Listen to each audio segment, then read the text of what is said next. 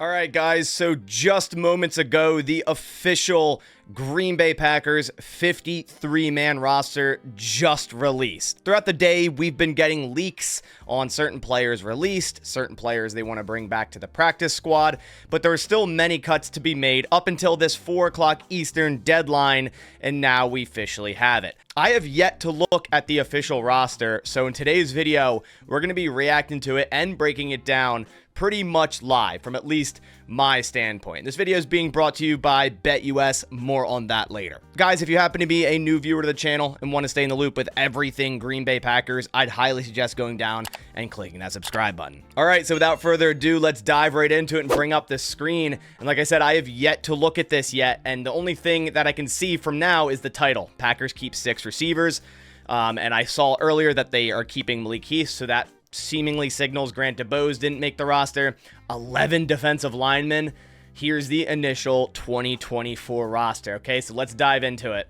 Like I said, there were some leaks earlier, so I know some players that were cut, which we'll get into definitely. Of course, after yesterday, the big news, trading for Malik Willis, the Packers have decided to cut both Sean Clifford and Michael Pratt. As you see there, 2 quarterbacks on the roster, Jordan Love, Malik Willis, pending a physical. That would be pretty wild if he didn't pass a physical, and then they kind of had to revert that and go to one of Sean Clifford or Michael Pratt. Now, it did come out that they're going to bring Sean Clifford to the practice squad over Michael Pratt. In my opinion, this is because there's 2 reasons in my opinion. He's been with the team for 2 years now, so he obviously has that experience, and he's also a 5th-round draft choice, where Michael Pratt has just been here for 1 training camp and a 7th-round draft choice. So they have more invested in Sean Clifford in the development of him. Obviously, we can all agree he didn't play as good as Michael Pratt, but at the end of the day, he has more experience and will kind of sit as a ready backup until Malik Willis is completely ready or they feel comfortable with him, going into a game as a backup. Like, I would argue if Jordan Love got hurt, they'd activate Sean Clifford to the active roster and he might start over Malik Willis if this was early in the season before they start to really develop Malik Willis. So nothing crazy here. Thought they'd bring Michael Pratt back on the practice squad, but in terms of my prediction yesterday, I did think Michael Pratt would be quarterback number 2, but I also mentioned they could bring in another quarterback. But I did say Sean Clifford would be a practice squad quarterback, so at least I got that right. As for the running backs, okay, this is an interesting one. So Josh Jacobs, Marshawn Lloyd, Emmanuel Wilson, injured reserve, A.J. Dillon. I'm sure that's with the designation to return. Wow, so I actually just checked Twitter because I'm just looking at this for the first time, and both A.J. Dillon and Tyler Davis are actually on the actual injured reserve and are out for the season. So no A.J. Dillon for 2024, and likely his time as a Green Bay Packer has came to an end. So all the offseason of him slimming down, looking better, we're not even going to see it. That neck stinger popped back up, which is very unfortunate. This injury he had last season. I mean, that's something you can't really mess around with, your neck, right? And he's done for the year. That's crazy. I thought he'd be with a designation to return. So Packers running backs this year, Josh Jacobs, Marshawn Lloyd, Emmanuel Wilson, and maybe someone else they bring in that got cut today. There's a lot of options. I would assume they'll do that just to get another guy into the room with A.J. Dillon now being out for the year. Okay, that is interesting. I kind of thought one of these running backs would go on IR. It allows them to keep Emmanuel Wilson, and it just makes it a lot easier and allows one of these running backs, whatever injury was more significant, to get better, and that was A.J. Dillon. They released Ellis Merriweather and Nate McCrary. Interested to see which one they bring back. My bet's on Nate McCrary. That's what I wrote in my prediction, but we'll see. Wide receivers, they keep 6. Romeo Doubs, Jaden Reed, Christian Watson, Tay Wicks, Malik Heath, Bo Melton. Interestingly, Malik Heath listed before Bo Melton here on the official website, and they released Grant DuBose, Samori Toure, Julian Hicks, Dimitri Stanley, and Jalen Wayne. I'm sure Grant DuBose will be back on the practice squad so long another team doesn't claim him to their roster. That very well could happen. I believe they already mentioned that Julian Hicks is someone they want to bring back on the practice squad. So then at that point, if they can get DuBose and Hicks back, it'll be, hey, if we want to keep 3, my guess is it would be Toure due to the special teams experience there. Moving on to tight ends, they injured reserve Tyler Davis. 3 tight ends on the instant roster is a little light in my opinion for a team that I think is going to go a lot of 12 personnel. Luke Musgrave, Tucker Kraft, Ben Sims, injured reserve Tyler Davis. And they released Joe Wilson, Messiah Swinson, and Henry Pearson. So they're listing Henry Pearson as a tight end here. I believe he'll come back on practice squad. I'm sure Joel Wilson will come back on the practice squad as well. Offensive linemen, they do keep 10. Okay, so I thought they'd keep 9. I nailed all 9 except for the addition of Travis Glover. And guys, I don't know if you see it yet, but it happened. It finally happened. The Green Bay Packers have released Royce Newman. We did it! This is a great day. This is a great moment, man. If you've been watching my channel, you know how we've been wanting this, and the Packers finally did it.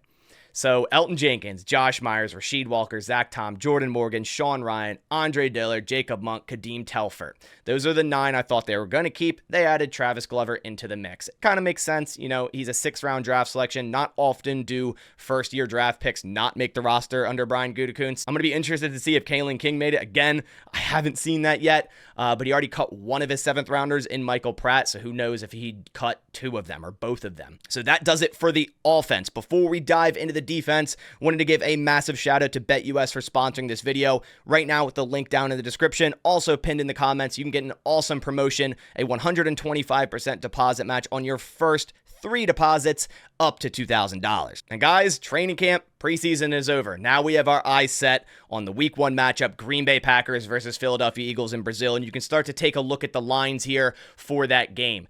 The Eagles are favored in terms of the money line. The Packers have 2.25 to 1 odds, so they are not favored. The Eagles are favored in this game. The point spread, the Packers are +3. The Eagles are -3. The over-under is set at 48.5. I believe the Green Bay Packers should be favored. They're pretty much a home team at this rate in Brazil. They're one of the most liked teams in Brazil. So I'm going to place a bet on this. I'm going to place a $100 bet. I'm that confident in the Green Bay Packers to win an additional $125. Guys, go check out all the lines to offer on BetUS. There'll be certain player props coming out within probably the next week on this game that you can check out. If you want to go look at it, links down in the description. Remember to always gamble responsibly, guys. And again, take advantage of that offer. If you do, 125% on your first 3 deposits up to $2,000. All right, so now back to the roster. Let's go and start on the defense. Forgot to mention, they also released Caleb Jones, Luke Tenuta, Lecitus Smith, Donovan Jennings. Expect Donovan Jennings to be back on the practice squad.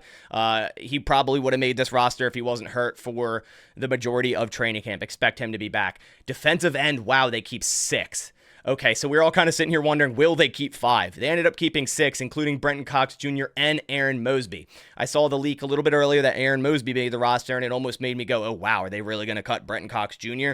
I didn't think that would happen at all. I had them keeping 5, and it's the first 5 on this list here, and I had them practice squatting Aaron Mosby. But, man, he deserves this. He deserved to make this roster with that last game. I mean, he did pretty much everything to say, hey, keep me on this 53-man roster.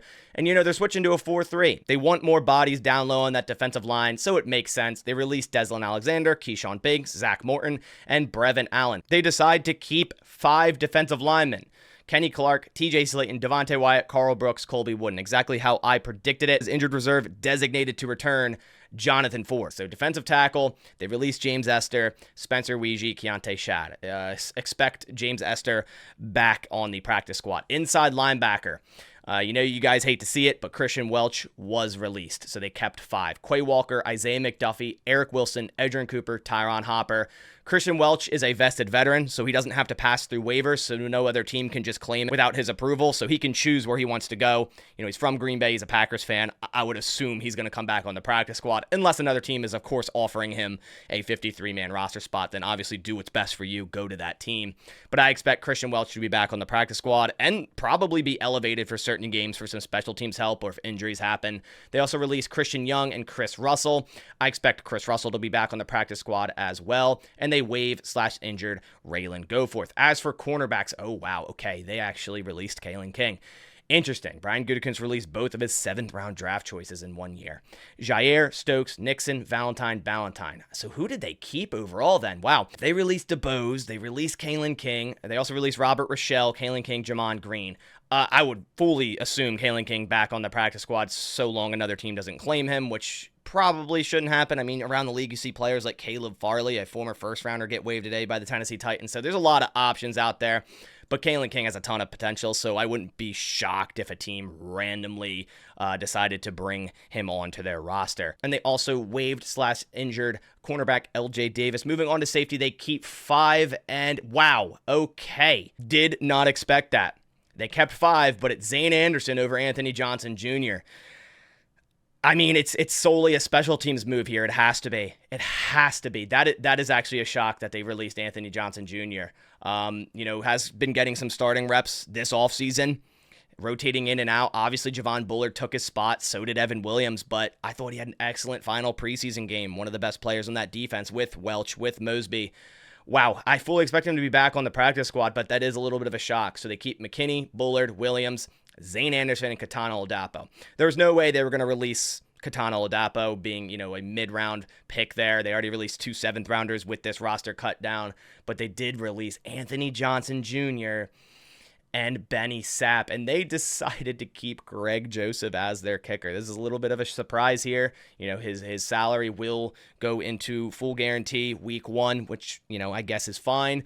I'm sure they can still make a switch here. If another kicker was released today that they like better than Greg Joseph, they might go that route. The nail in the coffin for Anders Carlson was that missed 32-yard field goal. I mean, he hit a 54-yarder, which was close to the upright, but he hit it, and at that point, we're all like, Anders won the job.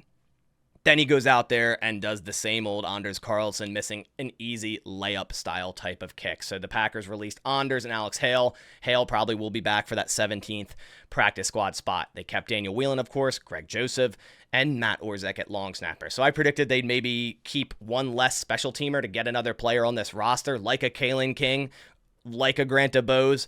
That's not the case. So definitely an interesting initial 53-man roster here. Again, this is an initial 53-man roster. A lot can change within the next 24 hours. They could release a couple players here and re-sign a couple players that were just released.